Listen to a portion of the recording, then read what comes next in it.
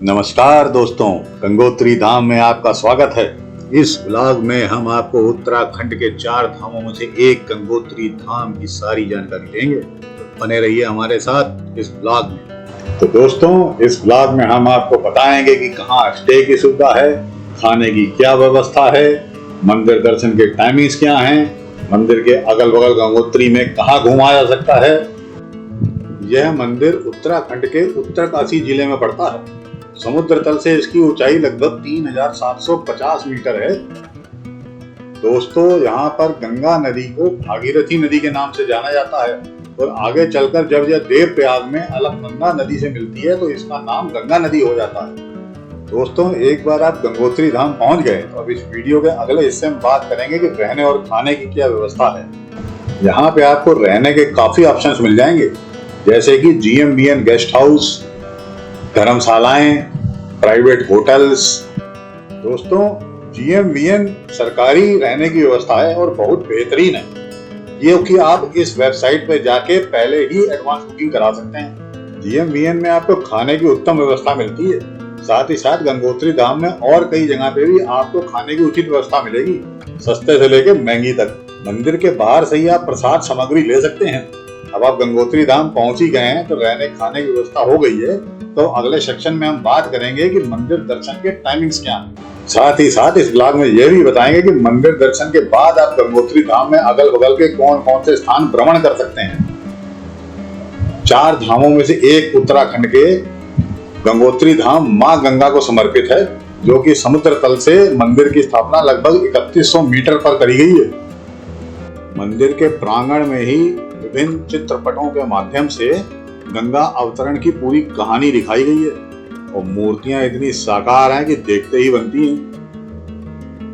मंदिर प्रांगण में ही मंदिर की कलाकृतियों को निहारिए और गंगा नदी, जो कि यहाँ भागीरथी नदी कहलाती हैं, उनकी कलकल ध्वनि को सुन के आनंदित हुई है। मंदिर की स्थापना यहाँ के गोरखा अमर सिंह थापा ने 18वीं सेंचुरी में करी थी, जिसका कि बाद में भारत सरकार ने जीर्णोद्धार भी करा। और जहां तक मंदिर खुलने और बंद होने का समय है तो आरती का समय सुबह 6 बजे और शाम को 7:45 बजे है। और मंदिर दिन के समय थोड़ी देर के लिए बंद जरूर रहता है, नॉर्मली 2 बजे से लेकर 4 बजे तक। गौरी कुंड और सूर्य कुंड यहाँ के 2 प्रमुख स्थल हैं जो आपको घूमने चाहिए। सूर्य कुंड की सुंदरता देखते ही बनती है। यहाँ से गंगा नदी का जो प्रवाह है वो एक बढ़िया वाटरफॉल की तरह नजर आता है और यहीं से गंगा को संजीवनी शक्ति मिलती है। गौमुख से लेकर गंगोत्री तक विभिन्न प्रकार की जड़ी बूटियों को लेते हुए जब यहाँ पे वाटरफॉल प्रफुल्लित होता है तो आपको उसकी आवाज में ही को 2-3 घंटे यहीं बैठे रह जाओगे। अब आप सोचोगे कि भाई इसको सूर्य कुंड नाम क्यों दिया गया है? भाई क्योंकि यहाँ पे गंगा नदी पे सूर्य की पहली किरण पड़ती है और बिल्कुल ऐसा रेनबो जैसा सीन आता है कि देखते ही मन प्रसन्न हो जाता है।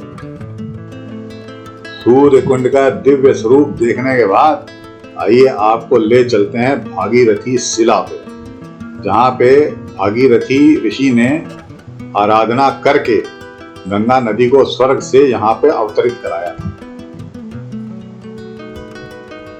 यह शिला मंदिर प्रांगण से जरा सा नीचे उतर गई है, दर्शन करने जरूर जाएं।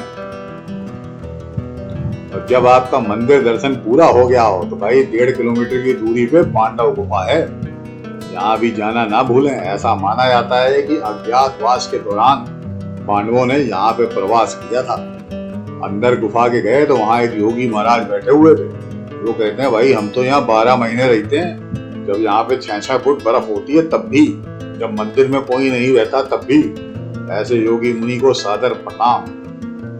योगी महाराज जी ने चर्चा में बताया कि यहाँ पे साल भर का जरूरी सामान रख लेते हैं और हरि भजन करते हैं। ऐसे ही योगियों की वजह से सनातन धर्म की जय है। हर हर महादेव, जय गंगा मैया। दोस्तों, गंगोत्री धाम से ही गोमुख ग्लेशियर की यात्रा शुरू होती है, जो कि 19 किलोमीटर की है। यदि आप वहां जाना चाहते हैं तो आपको वहां के फॉरेस्ट डिपार्टमेंट से परमिशन लेनी पड़ती है और आपको अपना हेल्थ सर्टिफिकेट भी देना पड़ता है। कि आप उस यात्रा को करने के लिए समर्थ हैं। गोमुख ग्लेशियर जाने के लिए आपको सुबह सुबह 6 बजे निकलना पड़ेगा, तब आप रात तक वापस आ पाओगे। कठिन यात्रा है, पर दोस्तों अपनी हिम्मत तो नहीं पड़ी। और दोस्तों अगर आप लोग ट्रैकिंग के शौकीन हैं तो भोजवासा और चीड़वासा ट्रैक, जो कि 14 किलोमीटर और 9 किलोमीटर के हैं, वो भी कर सकते हैं, लेकिन इसके लिए आपको एक्स्ट्रा टाइम लेके आना पड़ेगा। दोस्तों इसके अतिरिक्त आप 17 किलोमीटर दूर, जो कि गंगोत्री धाम से ही पड़ता है, केदार ताल जा सकते हैं, जहां से केदार गंगा निकलती है। इस झील का स्वरूप देखते ही बनता है। प्रकृति के बीच में केदार झील का आनंद ही कुछ और है। गंगोत्री धाम से लगभग 1 किलोमीटर दूरी पे ही तपोवन हिरण्यगर्भ आर्ट गैलरी भी है, जिसमें कि आप इस आर्ट गैलरी के निर्माण का मुख्य श्रेय प्रसिद्ध फोटोग्राफर और तपस्वी स्वामी सुंदरानंद जी को जाता है।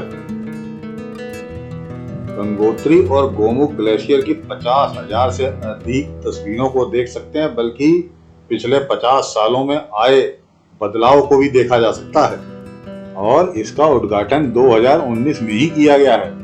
प्रवेश निःशुल्क है, साथ ही साथ योग ध्यान की सुविधा भी उपलब्ध है, लेकिन दर्शकों से अनुरोध है कि यहाँ पे शांति बनाए रखें।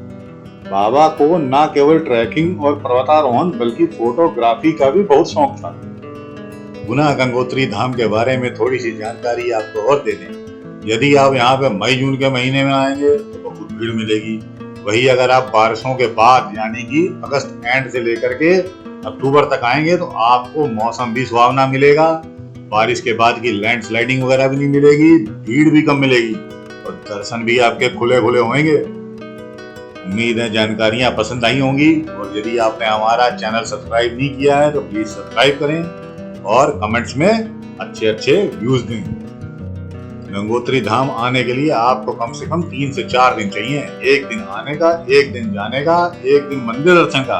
और इसके अलावा यदि आप गोमुख यात्रा या ब्लॉग में बताई गई दूसरी ट्रैकिंग्स भी करना चाहते हैं, भाई समय तो आप ही को डिसाइड करना है। बाय बाय, मिलते हैं अगले ब्लॉग में।